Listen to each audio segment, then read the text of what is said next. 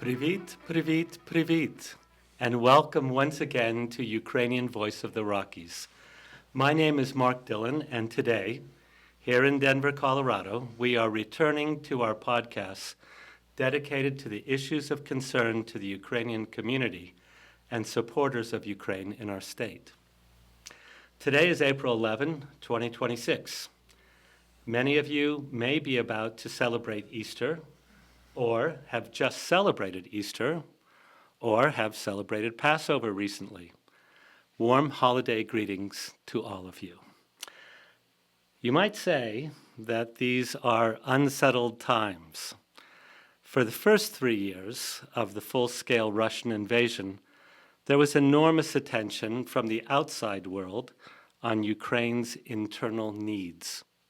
Hospitals, schools, food and shelter, energy, all the things the Russians were trying to destroy. The US government and the European Union launched very large foreign assistance programs to help Ukraine, but many private charities worldwide were involved as well. The American government efforts, as you may know, stopped with the return of Donald Trump to the White House last year.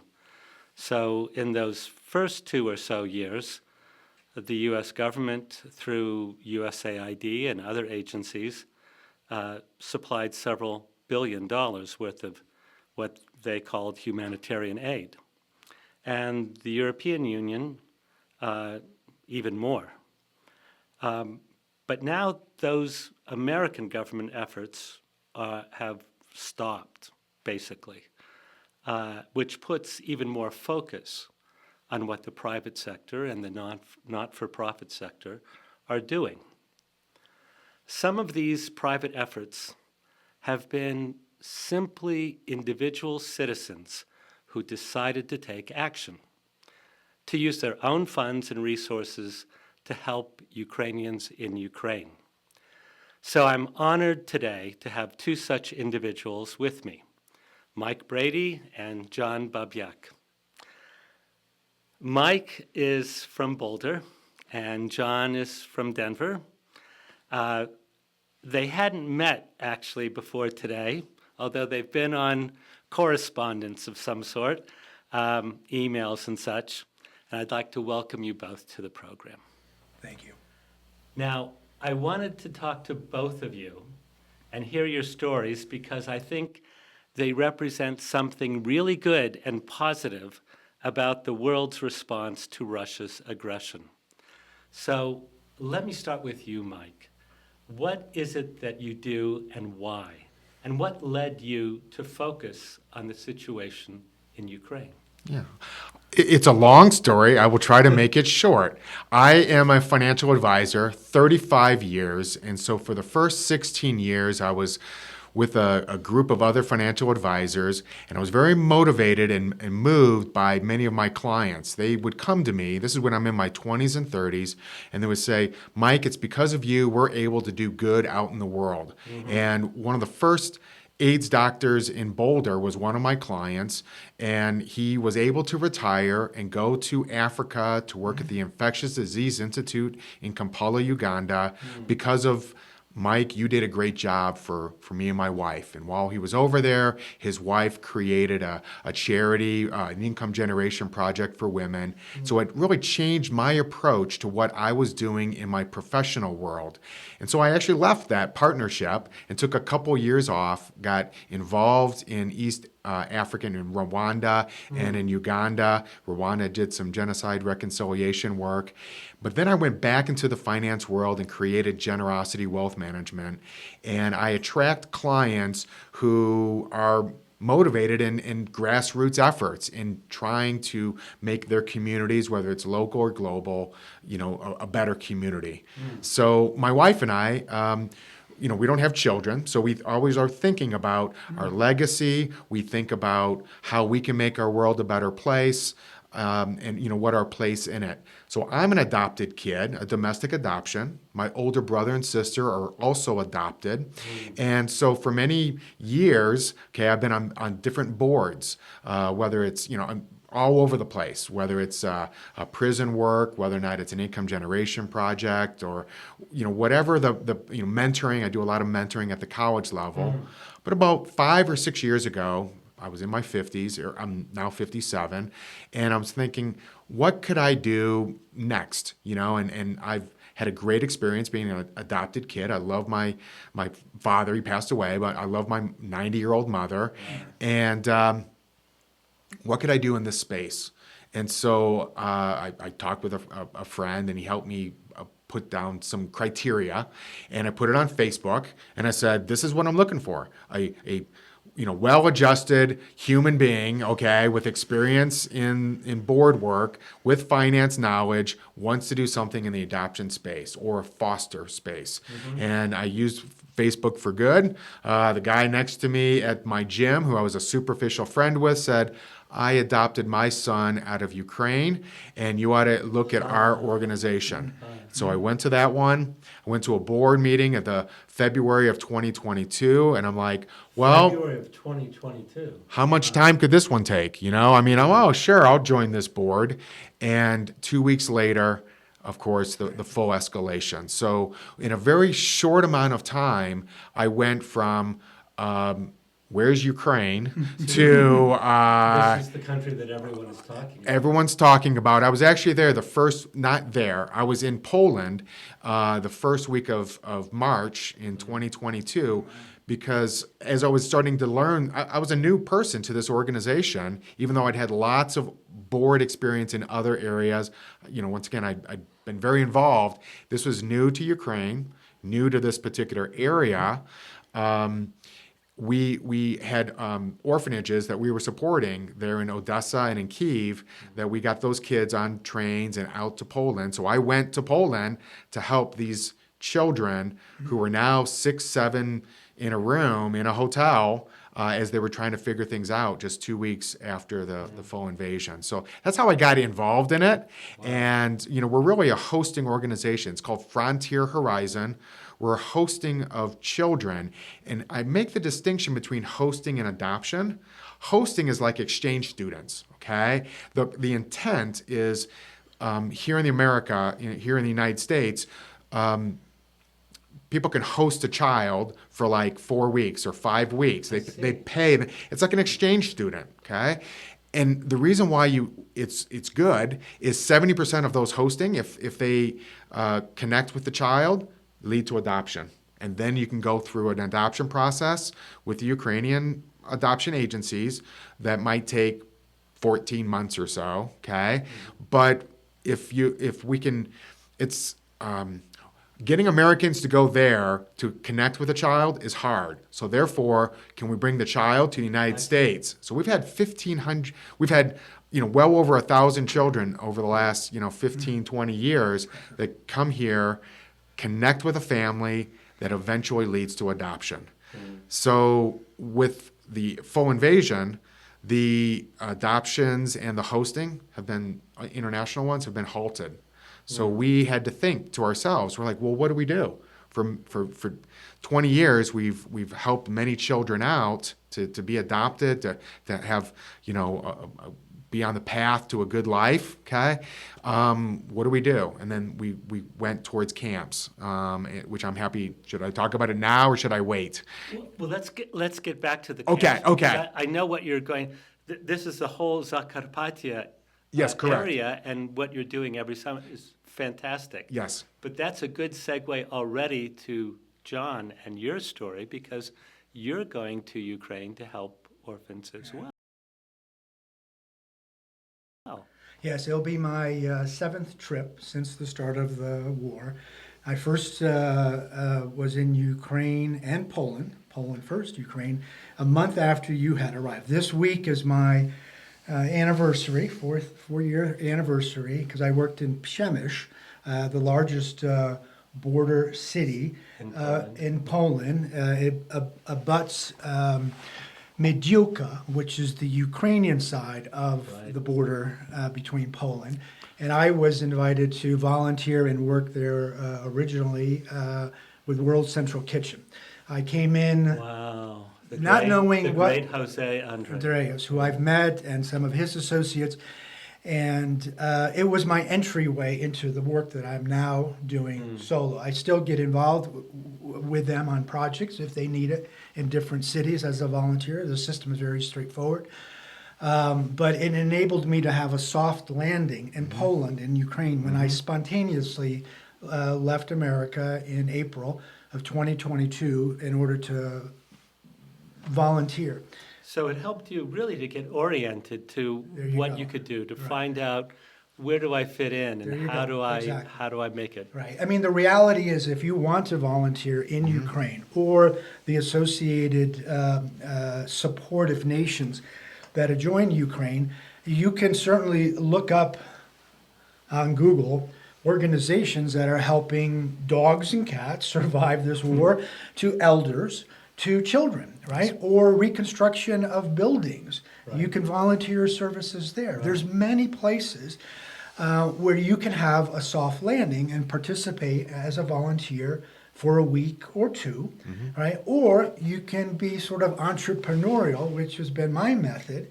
You know, first generation Ukrainian American. My parents fled Ukraine in '44 when the Nazis, the Germans, had occupied Ukraine. You and- knew the context already. There you go. I knew our persecution, and my parents were very keen on drilling that into their children's minds, so they understood that there are very hateful individuals in this world, and it's not just verbal hate. It is, they'll demonstrate that through many ways, including the death of children, elders, you know, humans of all different ages, Sure. right? And that really spoke to me as a child, and it stuck with me for quite a while.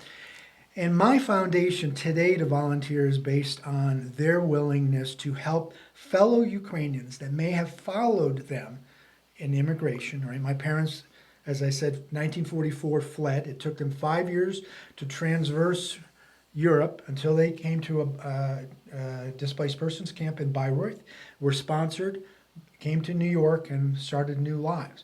But within their new lives, they were helping other Ukrainians understand, one, the English language, the paperwork that's necessary in order to become a resident, how to get benefits from the government. My parents studied a little bit of English, so they were able to incrementally help their friends. And as the youngest child, I'm 10 years separated from my middle brother and 14 from my oldest. They're off in college, and I'm watching this behavior, these random acts of kindness that my parents were performing in our kitchen, and it spoke to me. Right. Tie that to my Catholic-based religion schooling and what was preached there, be a good person, help individuals as best you can. That formed a foundation for me to be a servant, a soldier of God, I say, right? As, You can't do better. I mean, right? it's a great title and to it can have. be with an organization, or it can be solo. So when the war started, how I got involved, that I was volunteering at Denver Health Hospital. Denver Health, our safety net healthcare facility, has many, if not predominantly, patients that are well below the net and are underserved. And thank God we have the financing, the types of healthcare providers that are able to support individuals that have critical as well as basic healthcare needs. And with that, there are people there to serve them, including volunteers.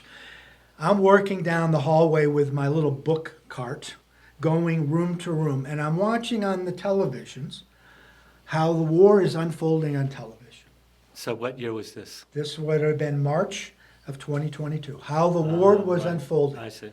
I'm watching this, and as I get to the fourth room, I say, if I can push a book cart and volunteer here, I can go there. I speak the language, I understand their people's plight, even though it's generations beyond my parents, Yeah. and I can make a go of this, right? And I have no fear. I have this entrepreneurial nature, high risk. I'll go for it.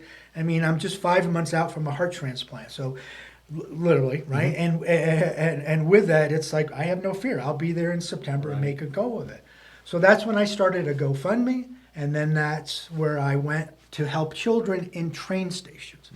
In train In stations. train stations. So what I saw on television is where CNN and Fox and PBS and BBC set up their cameras were train stations or transportation hubs where they saw, the viewers saw the rush of people. I was there in Warsaw. I mean, I wasn't in Ukraine, but I was in Warsaw watching. That's where everybody was. There you go, Right. right? And I said, I can be there. And I'm looking at all the kids, and Exactly. the parents have a different expression the kids have.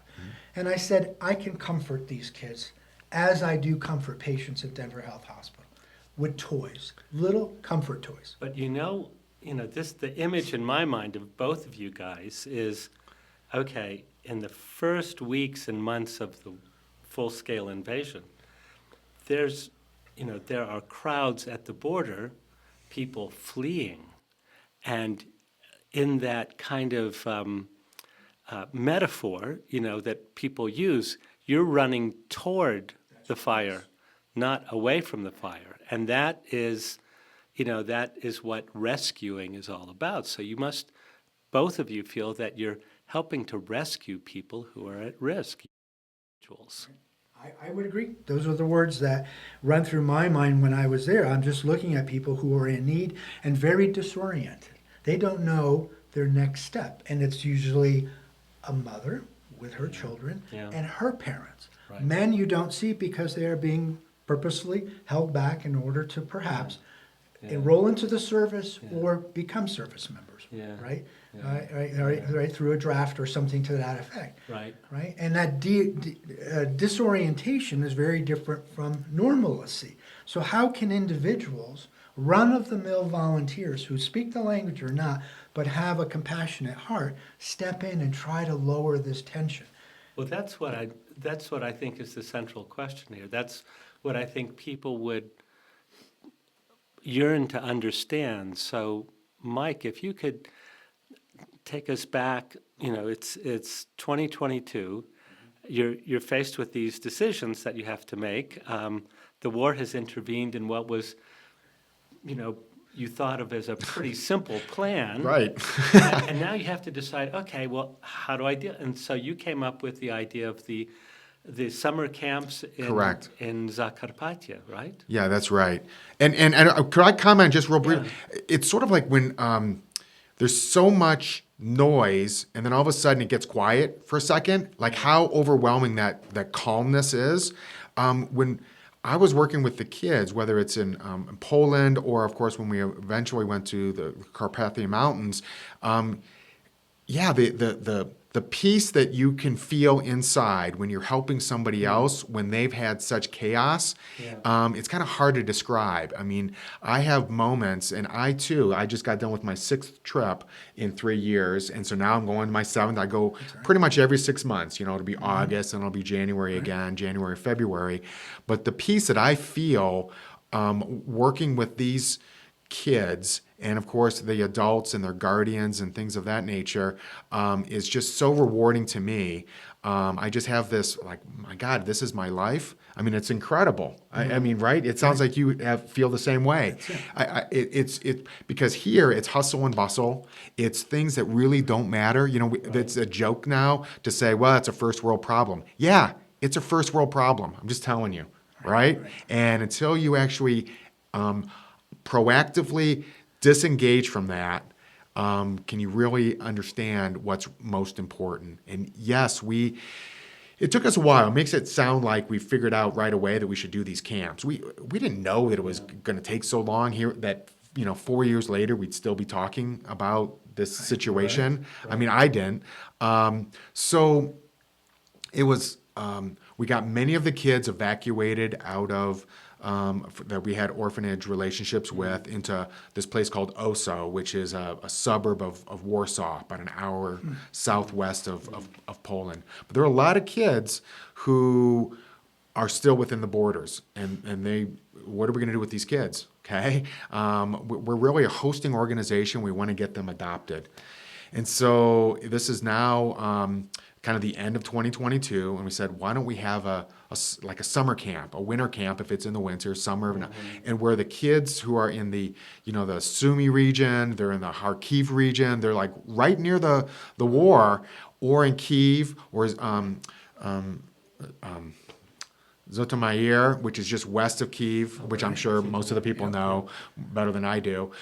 We put them on trains and we take them to the west, to the Mukachevo region, the Carpathian Mountains, where it's safe, and they could be a kid for a week.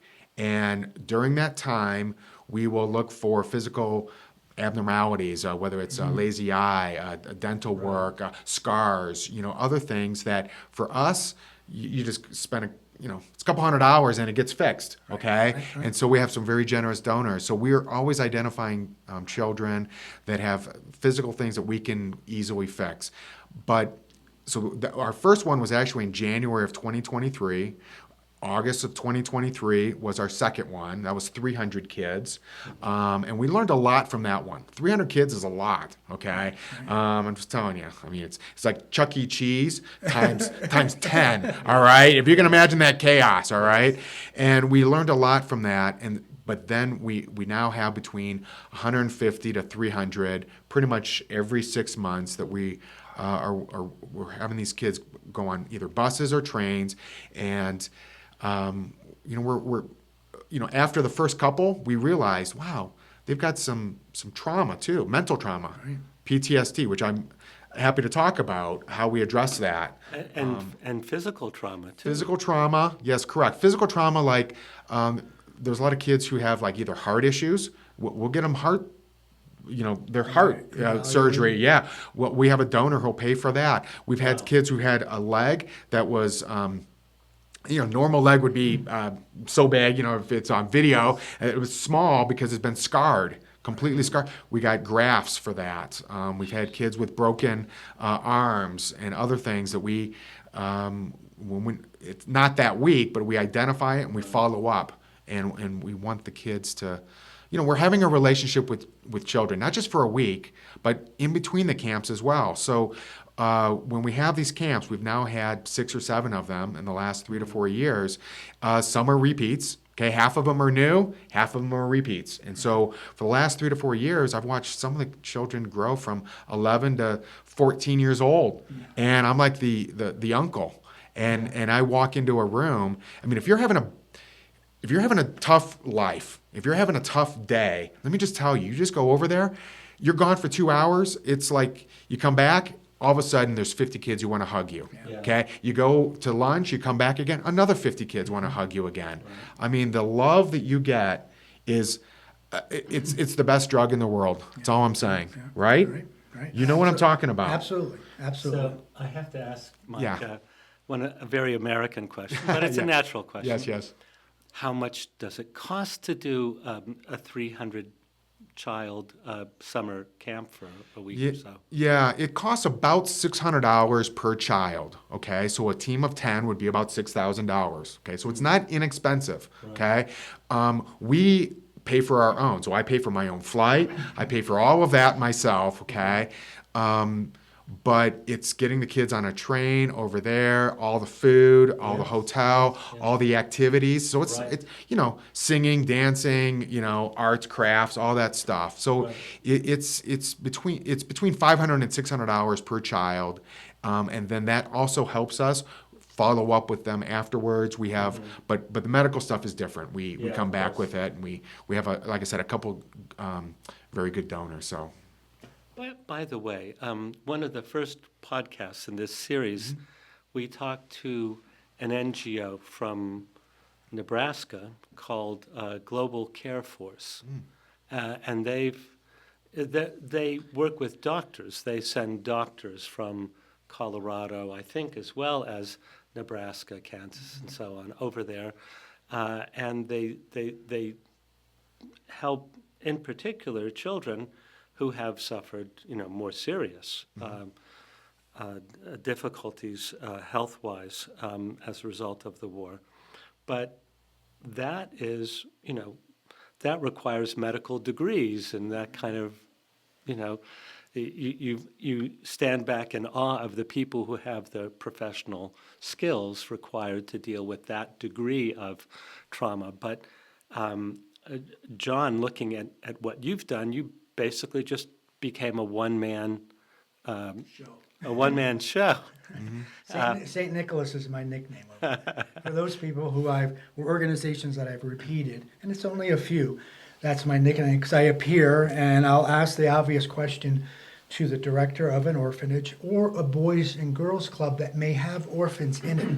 There's the other side, right? And we forget that some are housed, but some are blended into society because there's many different definitions of an orphan. Yes. Right? Yes. Not the American definition. Ours is different. Right? What is their definition? Well, you have your traditional orphan where you have a child that is parentless. And there's different reasons why that has occurred. Okay? Abandonment, all the way through accidental separation in some type of an event, and all of a sudden parents are one way, child is the other. Okay? The other is the single orphan. The single orphan. So in many communities that I volunteer in, a mother is caring for a child who lost their father to war.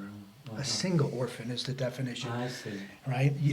Many international organizations, including UNICEF and Red Cross, will use that as a definition because those children have similar needs because they are one parent less. And they have not been adopted. They're still part of a family, mother, right? Or the other way around, not to say that women do not serve in the Ukrainian armed forces, but a child can lose a parent, a mother, to conflict. Right? And now a father is caring for them. But there is very similar traumatic situations and needs that these children have because they lost one parent. Right. Okay? And it's certainly worse when you lose both and you're now adopted by an orphanage, right, who has a mission to care for you and hopes that an adopting family would come in order to move you on and be integrated into their family and have a relatively normal life going forward. But I found both, and my mission has been to try to bring normalcy to these children's lives, whether it's the single orphan or the ones that are traditional, meaning that they are in an orphanage.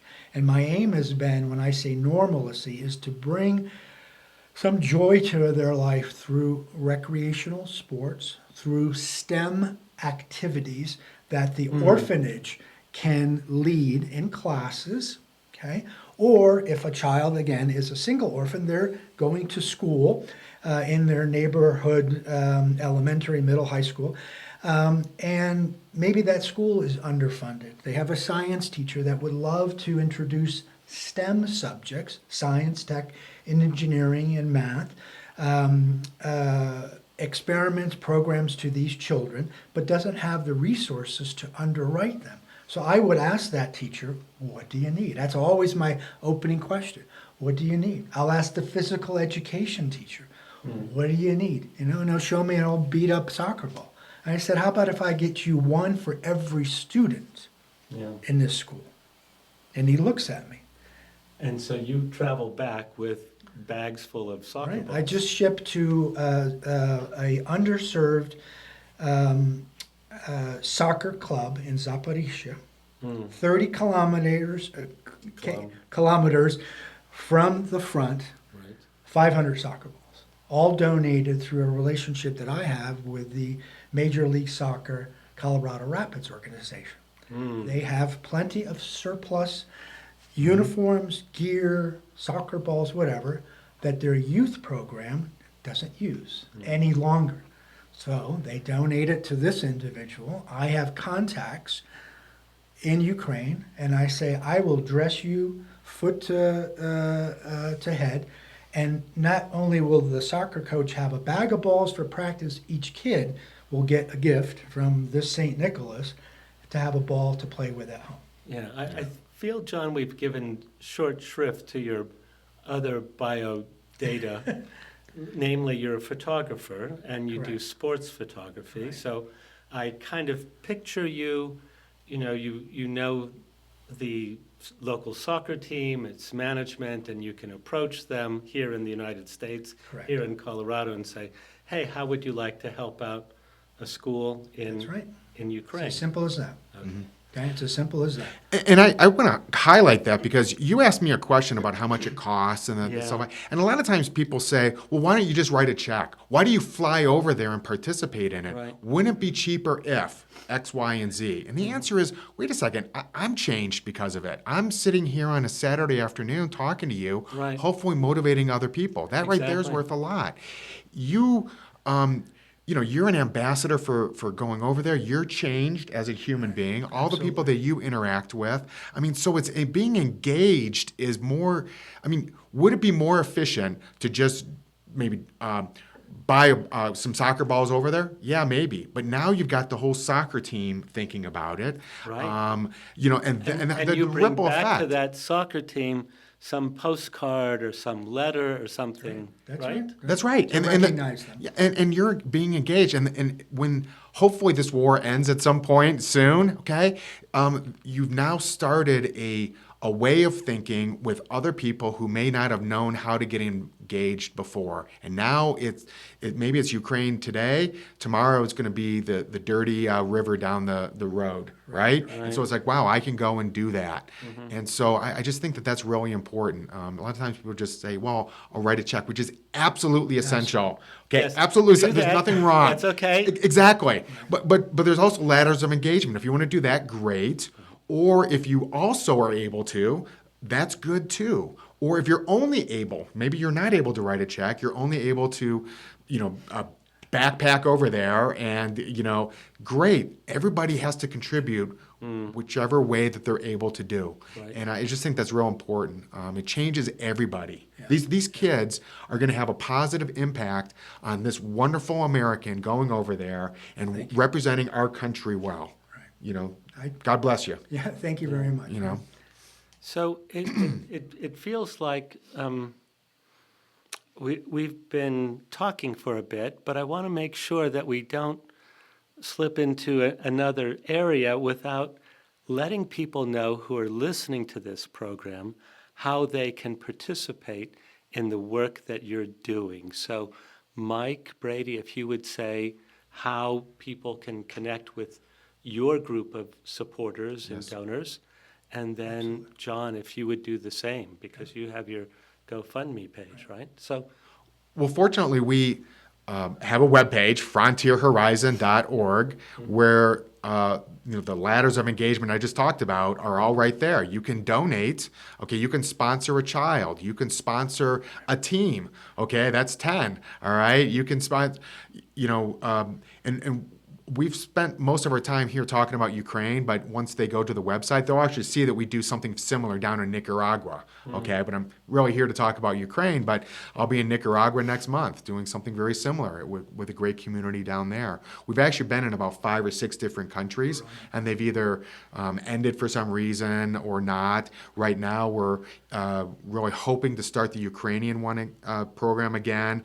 I mentioned to you before we got on here that we're trying to start the program down in Moldova, which is right there near Romania, Ukraine, a program there. But frontierhorizon.org, they can donate. If they would like to join us over there, they could also join us. I've had some of my clients come with me. We've had other people who are just, hey, I want to have the experience of going over there for a week and working with the children. And so we could talk about that as well, about how people can, put some sweat equity in as well. And so it's all right there at the frontierhorizon.org. A life-changing experience. That's all I have to say. Like anything, it's what you get out of it, what you put into it. Right. And I've, two of my good friends have they went with me 3 years ago. They're still talking about it. They're the biggest ambassadors, but they will say that the trajectory of their life changed when they went over there, and now they're changed. They haven't been back yet, okay, to Ukraine. I'm trying to get them back. They have busy lives, but it'll be a life-changing event. That's terrific. And John? And similarly, I have a GoFundMe campaign website through GoFundMe. It's under my name, John Andrew Babiak, Babiak. It's very modest. I've only raised, since I started this program, a mere $26,000. But one thing that our viewers, as well as the individuals listening in, is that with the exchange rate being very favorable, this is between U.S. dollars and Ukrainian hryvnia, $1 goes a long way there. That's right. Right? So it is unimaginable what I've been able to buy with just going over on a trip with maybe $3,000 that I raised in a certain period. Right now I have a campaign to raise another $5,000 for this forthcoming trip. So when I come there and then knock on the door, and I'll give an example, last June when I was in southern Ukraine, where many orphanages that used to be on the eastern side of Ukraine have received relocated orphans, right? To internally displaced orphans. there you go. That's right. And there's roughly 100,000 orphans based on Ukrainian statistics and such in the country. But one factor or viewpoint that is often neglected or not brought up is that there's 2.6 million displaced Ukrainian children. That is 1/3 of the Ukrainian children population.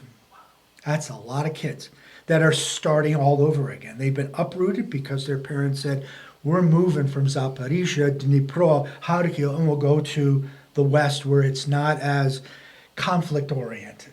Okay? Even though Lviv, Ivano-Frankivsk, other cities are subject to the random missile drone attack and such, it's nothing comparable to what is happening daily on the eastern side of Ukraine. So families move, but now they're faced with starting a new life all over again, right? And those kids have needs, right? And that's traumatic for a child to leave their home, leave their friends, their schools, et cetera, et cetera. So when I come there, I usually have been very fortunate through relationships that I have here, through members of the Ukrainians of Colorado NGO, Sunflower Seeds Ukraine NGO in Boulder, Greater Boulder, who know of Those an are organization. two very good plugs. Yes. Right? Good job. Two organizations who have recent immigrants or who have first generation immigrants that are living here who, like me, have an understanding of what our parents, grandparents went through and what Ukrainians are experiencing today, again, under this regime in Moscow. So through those introductions, I've been able to vet an organization. It could be a Boys and Girls Club that has children from Mariupol, right? That escaped early in the war when everything was falling apart there. So I'm introduced there, and then I go, I interview, I feel comfortable, and I say the obvious question: what do you want for these kids? And in one of the sites in Lviv, the Mariupol facility said the kids would love to have an ice hockey air table. Air hockey. Air hockey, yep. And I go, sold, bought. So I have a friend who is a recent acquaintance. He is a wholesaler for sports gear, including these tables that they would normally sell to a bar or a tavern in Lviv or whatever. I go over there and I said, I have American dollars. It's going to go to this facility with underserved kids. Can you give me a small discount and deliver it tomorrow? He's delirious because he has a transaction, made some money, local money, and I'm delirious because he has it in stock.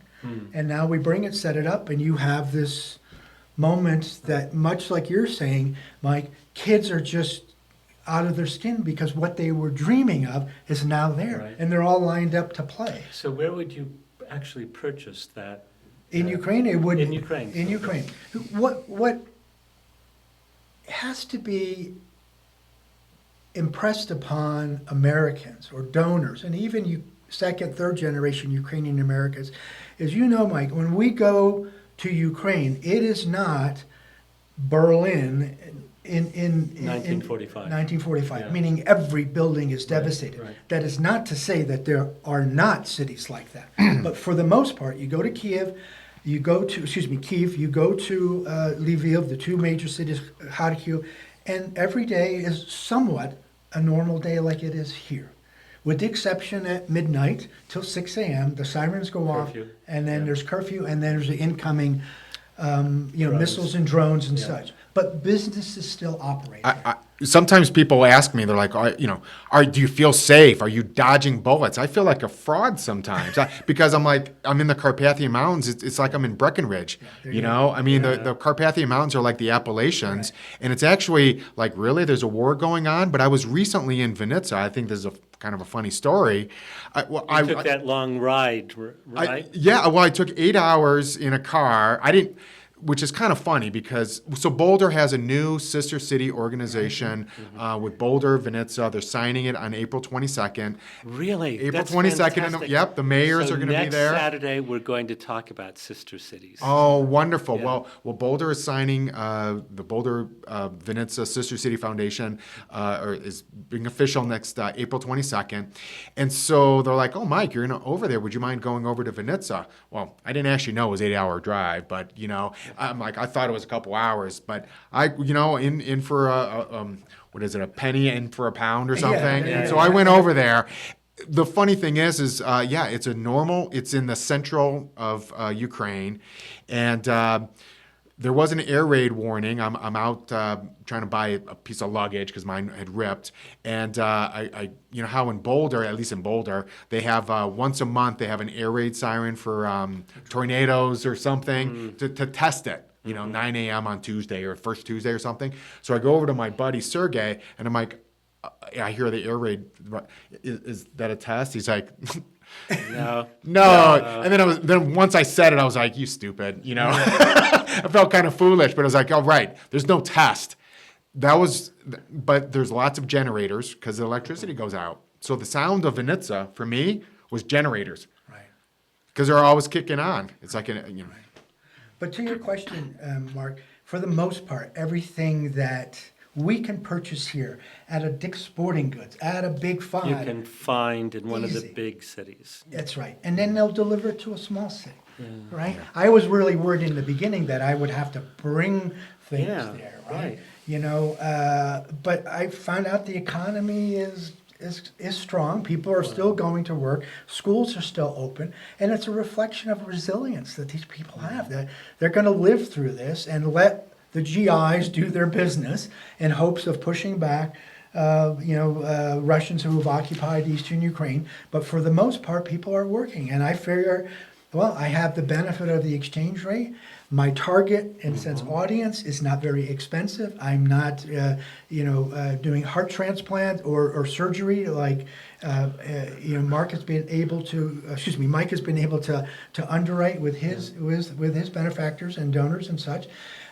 Mine is small, and that's the beauty of volunteering with a targeted approach that's simple, right? That gives me, tremendous amount of joy that I then also see in the children. yes. But the other thing, and I think this is what I see as one of your messages, is that what you're doing can be replicated. Yes. So you are wonderful people, Thank you. but there are other wonderful people who are sort of standing on the sidelines because they're thinking, gee, this is, I've never been to Ukraine. I don't know that much about it. How do I get started? Understandable. So all these things, I think, are answered in a way through your examples. Right. It is possible to make an impact. And if something, we would, in the foreign aid community, we would talk about best practices and stuff. Of course, there are best practices. But sometimes, the metaphor I use, there's a big target on the wall, of what people need. It's, a lot of things are required now, are needed now. And so, as long as you have a reasonable hypothesis about what you can do and how you can deliver it, your chances are you're going to be bringing That's right. and doing something Right. useful. Yeah. Yeah, I always say that you can drive from Denver to Los Angeles in the dark, only seeing 100 yards in front of you. You just get a general direction, and you got to just have confidence that you can figure it out as you go. And so you didn't know how this was going to unfold over the last 3 to 4 years. I didn't know how things were going to unfold as well, but at least taking that first step, I think, is really the part. And I'm not sure if you're open to people, guiding people over there who want to do it as well or replicate what you've done. But we are interested in having people come with us to expose them to, that experience. Right. And if they want to come multiple times with us, that's great. But at least we're getting, you comfortable with doing it. You can do it on your own. And if it's not Ukraine, perhaps it's another country. Okay, This is where we're needed right now. In my past, I was needed elsewhere. Uganda and Rwanda, and I've done some work in Poland as well. Now my mission is Ukraine. Other people can pick theirs. Maybe it's Gaza. Maybe it's Iran. It doesn't just get engaged if you can. Talking about it not everybody can do it. And I think we have to acknowledge that. We're fortunate, John and I, that we have the time, obviously, and the available time and the resources in order to do that. Not everybody does, okay? But whatever way you can, support those that are out there doing it, like John and I, or at least, try to find some way. Maybe there's something you can give, $100, $50, or some way that you can do it. My experience has been a lot of times people talk geopolitical, and it's really fun and interesting over the coffee table or something. No country ever asked my opinion. I'm a kind of a grassroots kind of guy. That's really great and heady conversation. I think that maybe we can really make an impact, at least on one person, 10 people, 100, whatever it is. Sure. Just get engaged if you can. Well, these are terrific thoughts in which to conclude our little chat today. I'm so grateful. I'm so impressed by both of you gentlemen and the work that you do. And I encourage everyone who listens to this to get in touch, to think about the role that you can reasonably play in this kind of good work. And let me add a pitch or two. We mentioned Sister Cities. Vinica Boulder is coming on board. There's something coming on board with Denver that isn't quite ready to speak about publicly, but plenty of people know, and that will happen soon. Just a month or so ago, Governor Paulus signed a state-to-province agreement with the Oblast of Volinska Oblast. So that provides us with an opportunity to work at the state level with a border province of Ukraine that, again, has many of the same opportunities and challenges that we've been discussing here today. Also, I wanted to mention that on the 26th of April, we'll be showing a number of movies at the Buell Public Media Center here in Denver. It is the 40th anniversary of the Chernobyl disaster. A group of ladies from the League of Ukrainian Women will be having an observance at Cheeseman Park at 1:30. That's Sunday, the 26th. There is a bench in the park that is dedicated to the victims of Chernobyl. So they'll have a short ceremony there, and then we'll show movies. We'll show also among those movies, Children in the Fire, which is a movie that has not been shown in Colorado yet by Ukrainian director Afineevsky, who tells the story of children throughout Ukraine who have suffered so much in this war, some of them suffering grievous injuries, of course, and overcoming these injuries. The point is not to dwell on the sad circumstances, the tragic circumstances, but to show how the human spirit really overcomes. And so I encourage everyone to look for information about that. That same movie will be shown in Boulder at the end of June at the Dairy Arts Center. So we've set that up in Boulder for late June, and here in Denver on the 26th of April. So we thank you again, Mike and John. Our pleasure. And we're going to look for more good news from both of you men. Indeed. Great. Thank you. Thank you very much. Mm-hmm.